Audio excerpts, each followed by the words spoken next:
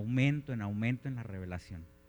Entonces, dicho esto, pues quiero platicarles, hoy que está tan de moda o va a empezar, o ya empezó, las descalificaciones. No voy a hablar a favor ni en contra de nadie, ustedes saben que somos totalmente ajenos a emitir ninguna posición política ni nada, pero estamos ya entrando dentro de un proceso electoral, ¿verdad?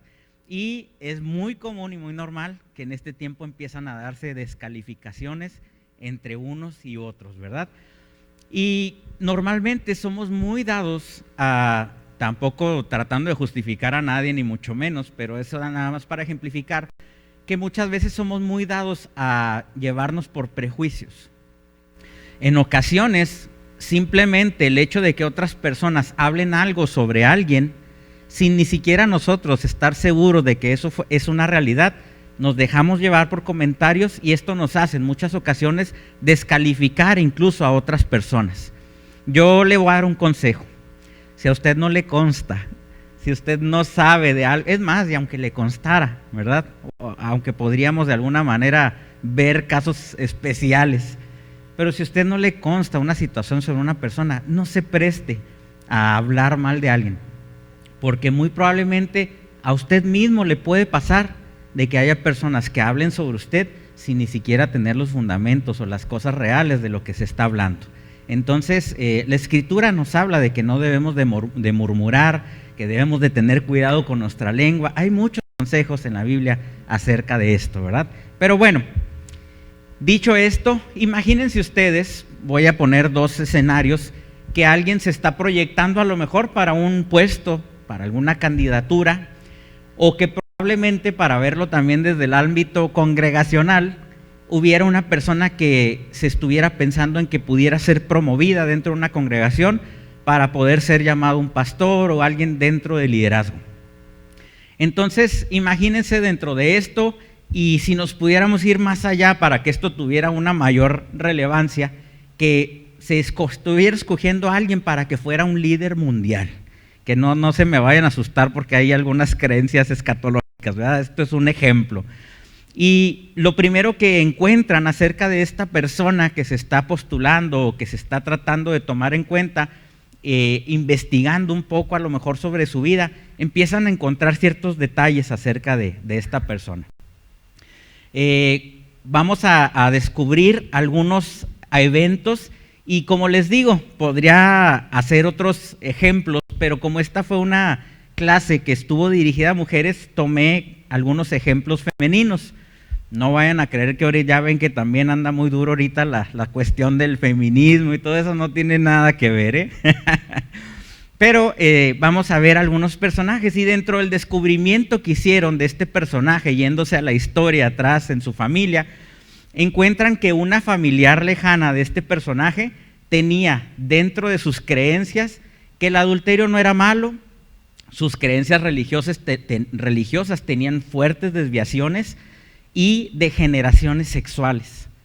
Esta mujer, que era alguien dentro de su parentela, se había casado con dos hermanos, los cuales primero con uno, ¿verdad?, muere, después con el otro también muere, y para tener descendencia engaña a su suegro para que se pueda meter con ella y poder quedar embarazada. Esto es una historia bíblica, ¿eh? Después, si gustan, lo podríamos platicar. Pero este era uno de los antecedentes familiares de este personaje. Dicho sea de paso, y no me puedo meter ahorita en muchos detalles, era una ley, incluso dentro de la ley judía, que si un hermano moría, el otro hermano tenía que desposar a la viuda para poder seguir la descendencia, ¿verdad? Entonces eran parte de algunas tradiciones.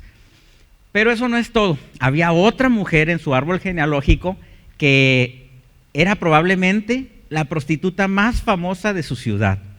Su casa era una casa de citas. No solo esto, sino que dentro de las costumbres que tenían en la cultura de ella, era que las prostitutas normalmente eran sacerdotisas y sus actividades sexuales eran ofrendas presentadas a sus dioses. Entonces, vaya viendo el escenario, qué tantos prejuicios podría empezar a hacer la gente en relación a esta persona aún y cuando fueran familiares de ella y no estuviéramos hablando de la persona directamente, ¿sí? Pero, como diría Raúl Velasco, que yo sé que muchísimos de aquí no saben ni quién era, pero algunos sí sabemos y le así, él decía, aún hay más, ¿verdad? La siguiente mujer descendía de la relación incestuosa de un padre con su hija mayor. Su familia y la cultura que le siguió era la lascivia y la inmoralidad sexual también, la cual le era presentada también como ofrenda a un Dios en el cual creían y no les importaba absolutamente nada la moral. Creían en un Dios en el cual en su templo era un prostíbulo y los niños que nacían de estos rituales eran ofrecidos en sacrificio a este Dios. Imagínense nada más el antecedente, ¿no?, que tenía esta persona. Pero si ustedes creen que es todo, pues todavía va una más. Otra de sus familiares adulteró y su amante mandó matar a su esposo. Y esta mujer se casó con su amante.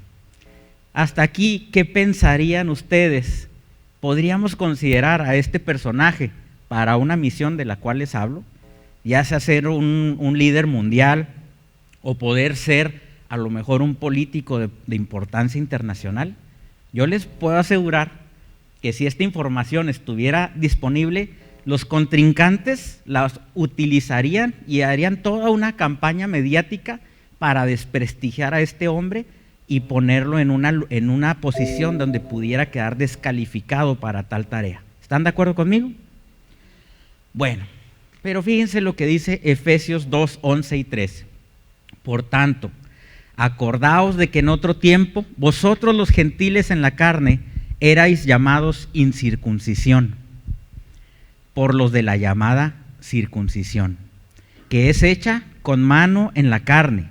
Y acordaos de que en aquel tiempo estabais sin Cristo, apartados de la ciudadanía de Israel y ajenos a los pactos de la promesa. Así estábamos todos y cada uno de nosotros, estando sin esperanza y sin Dios en el mundo.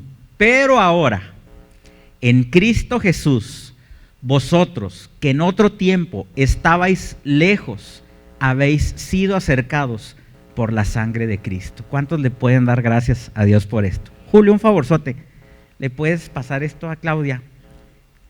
No pude o no tuve el tiempo de compartir, amada, si puedes compartir en las diferentes plataformas ahí que compartimos. Entonces, aquí podemos ver un cambio muy interesante en la vida de cualquier persona que llega al conocimiento de Cristo. Y vamos a ver un cambio importante también dentro de este personaje del cual les estoy hablando. Realmente había un personaje que tenía todos estos antecedentes familiares. Y este cambio importante fue algo que sucedió. Cuando este personaje nació, la madre de este personaje, ella fue presentada en el templo a los 3 años de edad, consagrada a Dios, seguramente formada en las enseñanzas de Dios por sus padres, y ella era familiar de un sacerdote de ese tiempo, de Israel, y estaba este sacerdote casado con una prima de ella. Entonces empezamos a ver que todo lo que había sucedido, hay un momento clave en la historia, en ese árbol genealógico, donde empiezan a pasar cosas diferentes. Pues ese personaje del cual les estoy hablando, ni más ni menos, es Jesús. Esa era parte de la historia familiar de Jesús. Esa era parte de su árbol genealógico. Algunos de ustedes ya a lo mejor pudieron relacionar las historias de estos personajes bíblicos de los cuales les hablé. En Génesis 3:15 se dijo algo que fue muy trascendental en la historia de la humanidad. Y dice así: y pondré enemistad entre ti, hablándole a la serpiente, y la mujer, y entre tu simiente y la simiente suya. Esta te herirá en la cabeza y tú le herirás en el calcañar. Esta está hablando de esa simiente que iban a hacer. Le iba a herir en la cabeza, el enemigo le iba a herir en la cabeza, la simiente iba a herir en la cabeza al enemigo y la serpiente le iba a dañar en el calcañar. Esto era una profecía Si ustedes recuerdan que a través del sacrificio de Jesucristo, dice la Escritura que sus enemigos o su enemigo fue puesto por debajo de sus pies, ¿verdad? Como estrado de sus pies. Y sabemos que la serpiente mordió o lastimó, el carcañar viene siendo el talón, y sabemos que en la cruz Jesús fue clavado también de sus manos y pies. No puedo entrar ahorita en explicaciones, la mayoría creemos que fue en la parte de la mano, ¿verdad? En esta parte de la mano, que fue atravesado también por el empeine, pero hay muchísimas personas que creen que fue clavado en lo que es el tendón de Aquiles, entre el tendón de Aquiles y el hueso, porque es el nervio es el tendón más resistente del cuerpo humano. Pero bueno, esos serían otros detalles que podríamos platicar después. Algo que yo les puedo decir es que Cristo o Jesús nació a través de una gran mujer que le enseñó, le preparó junto con su padre José, obviamente. Creemos que probablemente José en algún momento falleció porque después ya no habla la escritura de él, pero sin duda que sus padres tomaron la responsabilidad de formar a este niño dentro de lo que tenía que ser formado en ese tiempo. Entonces Jesús nació, pero yo lo que les puedo decir es que Jesús, o mejor dicho, Cristo, sigue naciendo a través de cada mujer en esta tierra. No de manera inmediata, pero a la mujer dar a luz, está naciendo una persona que en un nuevo nacimiento Cristo sería, o esta persona obtendría un nuevo nacimiento en Cristo. ¿Estamos de acuerdo? Dios no se fija en la historia de tu familia. De hecho, ni siquiera se fija en tu propia historia en el momento que llegamos a Él. No importa la historia familiar que haya detrás de ti, las cosas viejas pasaron, dice la Escritura, he aquí, todas son hechas nuevas. María y José cumplieron un papel importantísimo al formar a Jesús, como les dije ahorita, e instruirlo en las Escrituras, a tal grado que a los 12 años, dice la Escritura, que Jesús ya les daba incluso cátedra a los religiosos de ese tiempo. ¿Recuerdan? Que una vez fue encontrado en el templo dándoles cátedra ahí a los fariseos y a los escribas. A través de la obra de Jesús, nosotros cumplimos una función igual de la que María estuvo cumpliendo. No solamente las mujeres, aquí ya nos apuntamos también nosotros, porque como les decía, esto estaba enfocado principalmente a las mujeres, pero cada uno de nosotros podemos dar vida. Cuando nosotros llevamos a una persona al nuevo nacimiento en Cristo, estamos dando o nuevamente sembrando esa semilla que es Cristo, la semilla incorruptible en la vida de las personas. Les podemos brindar por medio de Cristo, no porque tengamos la capacidad, un nuevo nacimiento a las personas. Entonces, de alguna manera nosotros también podemos cumplir con esa función reproductiva, espiritual y también formativa, ¿por qué no?, en las personas. Podemos ayudar a que las personas se conecten más rápidamente con el propósito eterno. Podemos decirles también las maravillas y las realidades que ahora tenemos en Cristo. Y yo te quiero decir que nunca más vuelvas a pensar, ni siquiera en tu pasado familiar, mucho menos en tu propio pasado, porque esto de ninguna manera te puede descalificar debido a la obra consumada que Cristo hizo en tu vida. Cada uno de nosotros somos piezas claves que Dios utilizará para la transformación de otros, de las futuras generaciones. Cada uno de nosotros somos más que vencedores en Cristo Jesús. Regularmente, parece que me iba a reír, ¿verdad? Pero no se me imagino ahí. Regularmente, las mujeres no son mencionadas en las genealogías en la Biblia. Normalmente la tradición era mencionar nada más a los hombres, cómo iban formándose las genealogías. Entonces es curioso cómo en el libro de Mateo se mencionan no solamente hombres dentro de la genealogía de Jesús, sino que se mencionan también a estas 4 mujeres. Fíjense lo que dice la Escritura en Mateo 1, del 1 al 6. Libro de la genealogía de Jesucristo, hijo de David, hijo de Abraham. Abraham engendró a Isaac, Isaac engendró a Jacob, Jacob engendró a Judá y a sus hermanos. Judá engendró de Tamar a Fares y Serach. Fares engendró a Esrón, Esrón engendró a Aram, Aram engendró a Aminadab, Aminadab engendró a Naxón, Naxón engendró a Salmón, Salmón engendró a Rahab, esa es la segunda, la otra ya la había leído por ahí, que era Tamar. A Rahab Rahab engendró a Boaz engendró a Ruth, otra mujer más. Obed engendró a Isaí engendró al rey David, y David engendró a Salomón, de la que fue mujer de Urías, Urías Eteo. Ahí estaba hablando de Betsabé también. Entonces ahí estamos viendo 4 mujeres. Gracias, aquí ya tengo una agüita, muchas gracias.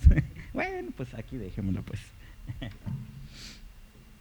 Entonces, las 4 mujeres mencionadas, dijimos, eran Tamar, Rahab, en el Antiguo Testamento, Ruth y Betsabé, la que fue la mujer de Urías el Eteo. ¿Por qué se menciona a estas 4 mujeres? Vamos a analizar un poquito el contexto de cada una de ellas. Dijimos que cada una de ellas tenía una historia particular. En el caso de Tamar, era una mujer cananea, del pueblo de Canaán, no era de Judá, por haber sido esposa de su difunto hijo, la cual con engaños se casó, ahí todavía sin engaños, se casa con el siguiente hermano, y todavía después muere este hombre, y ella, para poder continuar con un linaje, engaña al padre, ¿verdad?, de sus esposos, y tiene una relación para engendrar un hijo con ellos. Entonces, este es el primer ejemplo, Tamar. La segunda, Rahab, era una mujer prostituta de Jericó, que a la llegada de unos israelitas creyó en Jehová, y por lo tanto les ayudó para que estos israelitas no fueran capturados por los hombres de Jericó, y este acto, dice la Escritura, que le fue contado por fe. Por la fe no pereció la prostituta Rahab junto con los incrédulos, porque recibió en paz a los espías. Y algunos de ustedes conocen la historia, el muro se derribó y justamente nomás su casa quedó en pie de esta muralla. Ruth, mujer moabita que fue tomada como mujer por un israelita, la cual después de la muerte de su esposo acompañó a su suegra Noemí en su retorno a Israel, y decidió servir al Dios de su suegra, quien también sería de ahí en adelante su Dios. Y por último, Betsabé, esposa de Urías el Eteo, con la cual pecó el rey David. La mayoría conocemos esta historia. Después de la muerte de su esposo, porque fue enviado a la guerra al frente de la batalla por David para que éste muriera, David la tomó por esposa, y de ella nació el rey Salomón. Tuvo un papel relevante en asegurar que Salomón fuera el sustituto del rey David cuando Adonía pretendía reinar en lugar de él. Cuando hacemos un análisis de estos 4 ejemplos, de estas 4 mujeres, resulta que Jesús fue descendiente de Tamar, la que con justicia, y ahora esto empieza a tomar un sentido extraordinario, a Tamar, la que con justicia procuró simiente para su difunto esposo. Ella quiso que continuara la simiente, a pesar de que esto fue algo con engaños y mal visto. Si no hubiera sucedido eso, no hubiera llegado Jesús a esta tierra. Entonces esto es algo que nos saca un poquito de onda, pero esto fue algo de lo que ella realizó. Rahab, la que habiendo sido prostituta, por la fe alcanzó misericordia. Por la fe alcanzó misericordia. Ruth, la que decidió tener a Dios por Jehová, por Dios mismo de ella, aun y cuando no eran sus propias creencias.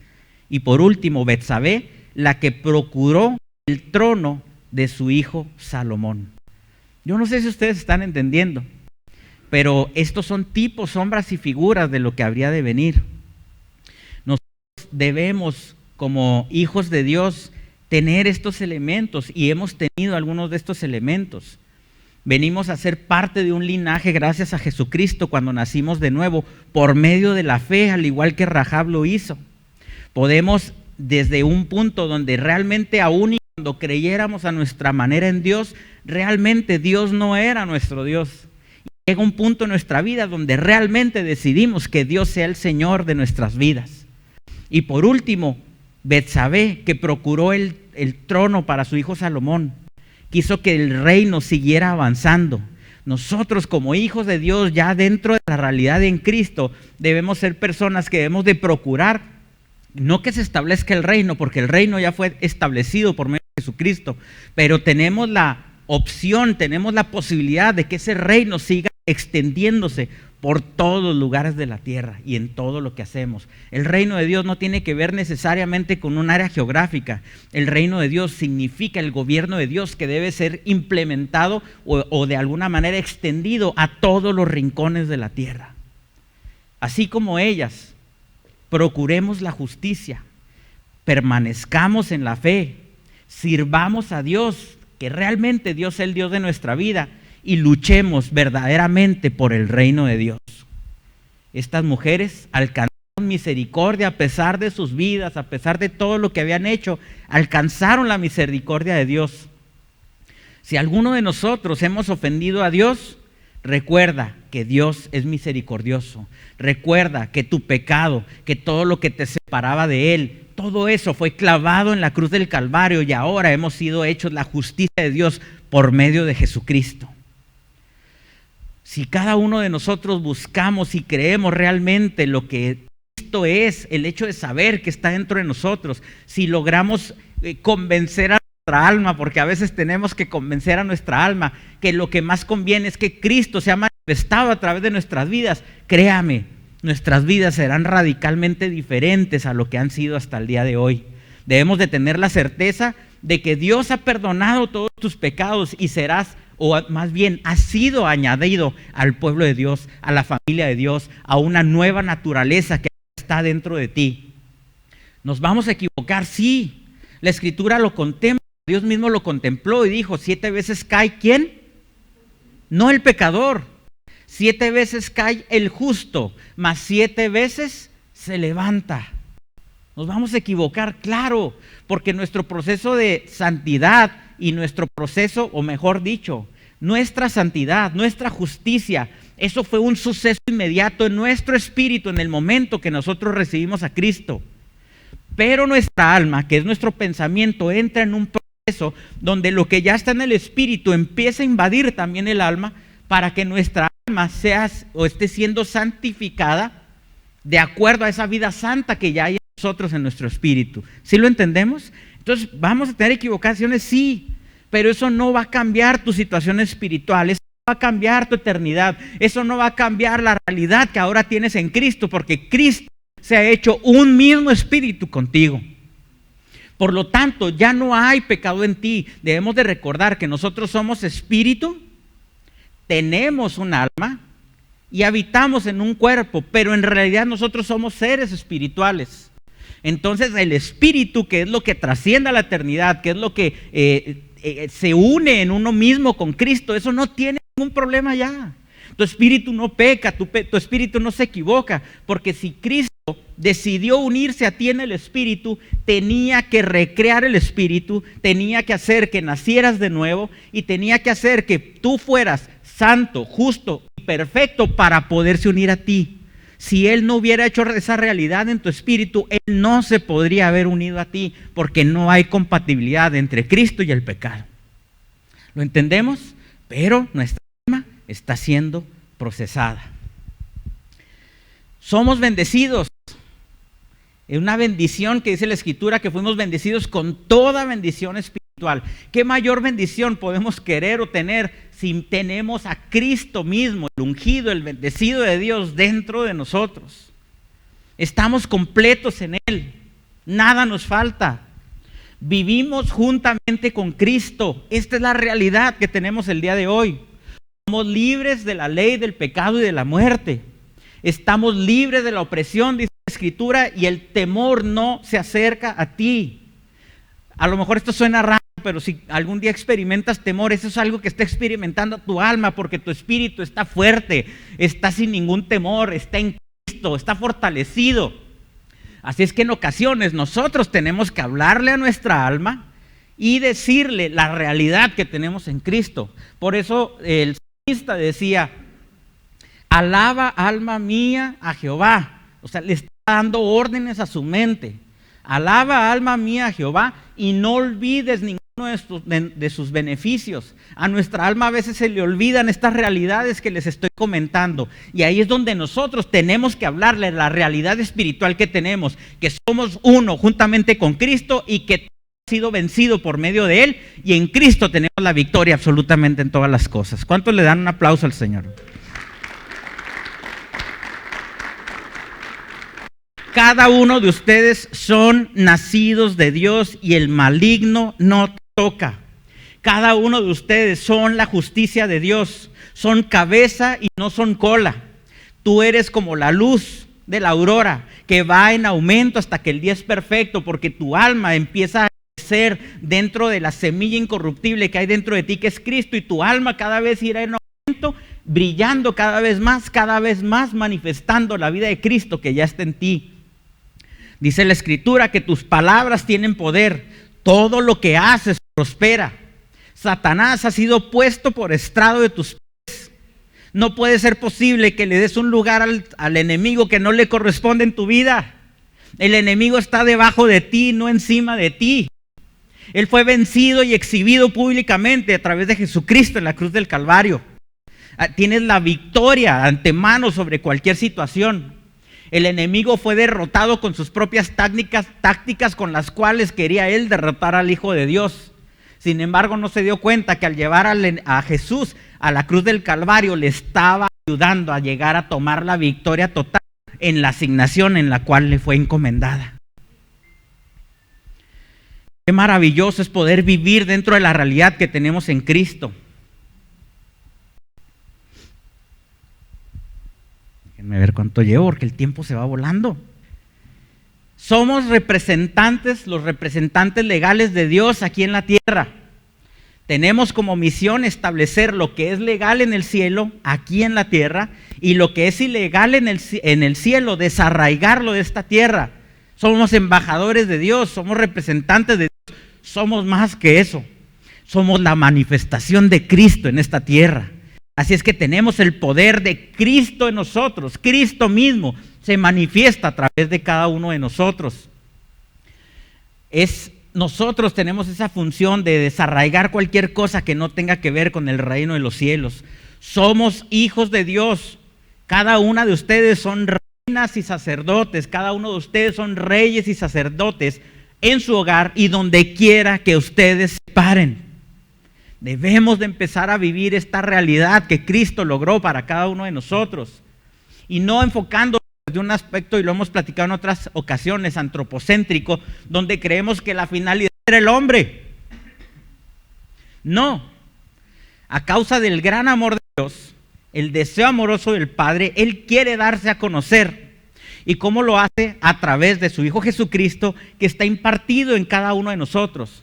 Entonces, no estoy diciendo que la salvación no haya sido por amor a nosotros, porque claro que así es, y lo declara Juan 3:16, pero también podemos entender que esto tiene una finalidad mucho más allá, que la finalidad es que adquiramos la naturaleza divina, por lo tanto ahora hay eternidad en nosotros, somos hijos de Dios, coherederos juntamente con Cristo, pero el propósito de todo esto es poder dar a conocer al Padre a través de Jesucristo que está en nosotros.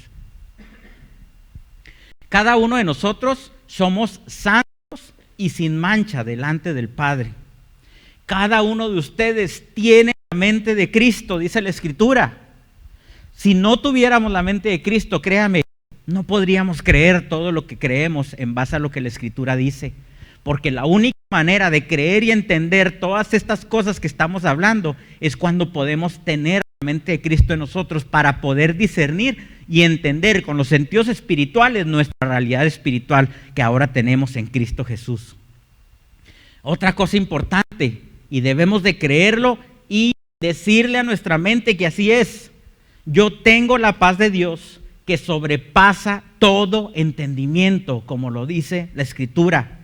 Si no tienes paz, recuérdale a tu mente que la paz que sobrepasa todo entendimiento ya está en nosotros y es la vida misma de Cristo en nosotros. Dice la Escritura en otro pasaje: yo tengo al grande viviendo en mí, porque mayor es el que está en mí que el que está en el mundo. Todos conocemos también este pasaje. ¿Qué más? ¿Saben? Muchas de estas cosas, algunas ya nos retratan la realidad del nuevo pacto, de la vida de Cristo impartido en nosotros. Hay incluso otras que venían escritas desde el Antiguo Testamento y que para muchos en aquel tiempo, o mejor para todo el mundo en aquel tiempo, eran promesas de Dios. Pero ahora esas promesas son una realidad en nosotros a través de Jesucristo. Dice la Escritura que en Cristo todas las promesas son ¿qué? sí y amén. ¿Se dan cuenta de esa realidad que podemos experimentar el día de hoy en nuestras vidas? Dice la Escritura que cada uno de nosotros hemos recibido el don de la justicia y reinamos en vida por Cristo Jesús como reyes. Otra escritura más en la palabra dice: yo he recibido el espíritu de sabiduría y de revelación en el conocimiento de Él. Qué difícil a veces es convencer a nuestra mente, ¿verdad? Hay un libro de una escritora famosa, Joyce Meyer, dice: el campo de batalla de la mente. Las peores batallas, las peores circunstancias que vivimos son aquí. Porque en el Espíritu está gozoso, pleno y completo, porque Cristo está unido juntamente con el Espíritu. Tomemos gobierno, tomemos autoridad sobre nuestra alma y enseñémosle lo que es nuestra realidad en Cristo, que son todas estas cosas que estoy compartiendo con ustedes. Alumbrando, dice: yo he recibido el espíritu de sabiduría y de revelación en el conocimiento de Él, alumbrando los ojos de mi entendimiento. Tus ojos espirituales ven claramente, pero tus ojos almáticos, tu realidad mental, tiene que ser convencida de la realidad que ahora tenemos en Cristo. Y ahorita te estoy hablando de nuestra nueva realidad. Y esto es precisamente, todas estas que te estoy compartiendo son escrituras bíblicas. No lo digo yo, Dios lo dijo, y debemos de convencer a nuestra alma de todas estas cosas. Fíjense lo que dice la Escritura: yo he recibido el poder del Espíritu Santo de poner manos sobre los enfermos y verlos sanar, para echar fuera demonios y hablar en nuevas lenguas. Yo tengo potestad sobre el enemigo y nada me dañará. ¿No tendrá esto que echar fuera nuestros temores? ¿No tendrá esto que echar fuera todas nuestras preocupaciones? Vivamos la realidad divina que hay en nosotros. Dice otra escritura: yo me he despojado del viejo hombre y he sido revestido del nuevo, el cual, conforme a la imagen del que me creó, se va renovando hasta el conocimiento pleno. En el Espíritu está hecho, pero aquí tenemos que ir renovando nuestro entendimiento. Yo he dado y se me ha sido dado medida buena, apretada, remecida y rebosando, darán a mi regazo. Tienes absolutamente todo en Cristo. La plenitud de Dios lo llena todo. Cuando Él dijo consumado es, se advirtió una realidad completa para cada uno de nosotros. No me falta nada. Esto es lo que tú tienes que decirle a tu alma. No me falta nada, pues mi Dios suple todo lo que me falta conforme a sus riquezas en gloria en Cristo Jesús. ¿Acaso habrá algo que le falte a Dios? ¿Acaso habrá algún recurso que Dios no te pueda proporcionar? Cuando dice la Escritura que Él es el dueño del oro y de la plata de este mundo, cuando Él creó absolutamente todas las cosas, déjame decirte algo: para que el propósito eterno se cumpla a través de ti, todo lo que tú necesitas está presupuestado desde la eternidad. Y yo quiero asegurarte algo: aun si algo no estuviera disponible para tu propósito, Dios lo crearía para que pudieras hacerlo. Porque a final de cuentas, ¿qué es lo que Dios le interesa? Darse a conocer Él. Y si Él se va a dar a conocer a través de Jesucristo que está en ti, todas las cosas serán posibles y serán una realidad en tu vida para que lo puedas llevar a cabo. Yo puedo apagar los dardos de fuego del maligno con mi escudo de la fe. Son muchísimos versículos. Estoy mencionando Efesios 6:16, Filipenses 4:19, Lucas 6:38, Colosenses 3:9-10. No se los voy a mencionar para avanzar rápidamente, pero cada una de las cosas que les estoy diciendo es una cita bíblica. Yo creo que la mayoría lo conocemos. Todo, nomás con el puro todo fue suficiente. Todo lo puedo en Cristo que me fortalece. Yo haré obras aún mayores que las que Cristo Jesús hizo. Y no lo digo yo, lo dijo Jesús mismo. Yo anuncio las virtudes de Dios que me llamó de las tinieblas a la luz admirable. Esa es tu nueva realidad. Yo soy un hijo de Dios porque soy renacido de simiente incorruptible por la palabra de Dios que vive y permanece para siempre. Yo soy hechura de Dios, creado en Cristo Jesús para buenas obras. Dios te llamó a hacer buenas obras y esas obras estaban predestinadas incluso desde antes de la fundación del mundo. ¿Te das cuenta de esta maravillosa realidad que tenemos? A veces nos sentimos ¿no? Cuando hacemos algo bueno. Eso ya lo tenía planeado Dios desde la eternidad para que lo llevaras a cabo. Así es que como luego dicen, hay que bajarle 2 rayitas, ¿verdad? Hay que ser humildes y saber que aún las habilidades, los dones y talentos que están en ti, fue porque Dios los puso en ti para llevar a cabo las buenas obras y de antemano y en la eternidad Cristo había determinado que tú pudieras realizar. Qué maravilloso es esto, ¿no? Yo soy una nueva criatura en Cristo Jesús. Yo soy un ser espiritual, y estoy diciendo yo, pero aplíquelo obviamente a cada uno de ustedes, ¿verdad? Yo soy un ser espiritual y vivo para Dios. Yo soy un creyente y la luz del Evangelio resplandece en mi mente. Yo soy hacedor de la palabra y bendecido en lo que hago. Yo quiero decirte algo. Todo esto suena muy bien, todo esto suena muy bonito, pero debemos de entender que para que todo esto se manifieste, porque ya es una realidad de nuestras vidas, pero para que esto se manifieste tenemos que vivir bajo el gobierno de Dios.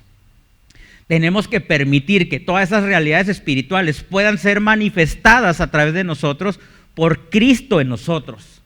Así es que, discúlpenme que se los diga, pero se los tengo que decir. No sé si Julio ya está sacando puntos para mi imitación, ¿ya ahí la lleva ya? Órale, lo veo ahí que está maquinando ahí. Muy buen imitador, Julio. Esta realidad que hay en nosotros puede ser tangible, puede ser manifestada o no. ¿Y sabes de quién es la decisión? Tuya y mía.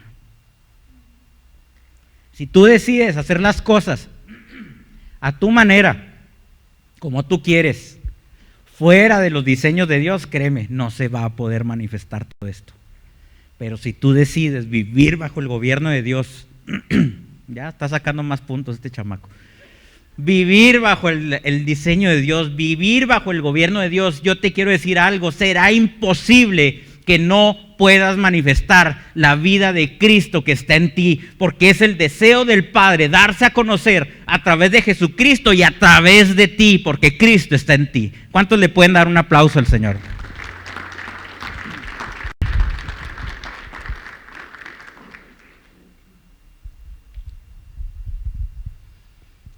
Dice la Escritura también que somos coherederos juntamente con Cristo. Toda la herencia te ha sido dada ya del Padre. Somos más que vencedores por medio de aquel que te amó. Yo he vencido por medio de la sangre del Cordero y la palabra de mi testimonio. ¿Pero se da cuenta? La palabra de mi testimonio. Cuando tu testimonio no refleja la vida de Dios, cuando tu testimonio no refleja la naturaleza divina, no estás venciendo en muchos aspectos de tu vida. Gracias, Julio.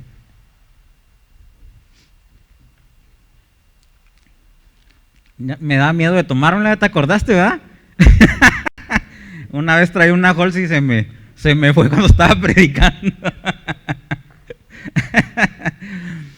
Nosotros, dice la Escritura en 2 de Pedro 1, 3 y 4, somos partícipes de la naturaleza divina. Esto es solamente algo de lo que es la realidad que ahora tenemos en Cristo. Esto es algo de lo que quedó plasmado en las Escrituras, de lo que es nuestra realidad divina. Pero todavía va mucho más allá, porque Cristo es inagotable. Cristo es todopoderoso. Es el nombre que se puso sobre todo nombre. Es el Rey de reyes y Señor de señores. mientras no entendamos que ese Cristo ha decidido, Él y el Padre, que se formaran y se hicieran uno juntamente con nosotros en un solo espíritu, no podremos estar experimentando lo que ya nos fue dado, que es nuestra realidad divina. Así es que yo quiero decirte, vivamos en la realidad divina. Vivamos en la realidad de Cristo en nosotros. Nosotros tenemos la mayor capacidad que puede existir sobre todas las cosas. Nosotros tenemos la vida de Cristo en nosotros. Yo te quiero preguntar, ¿qué hay imposible para Cristo? Absolutamente nada.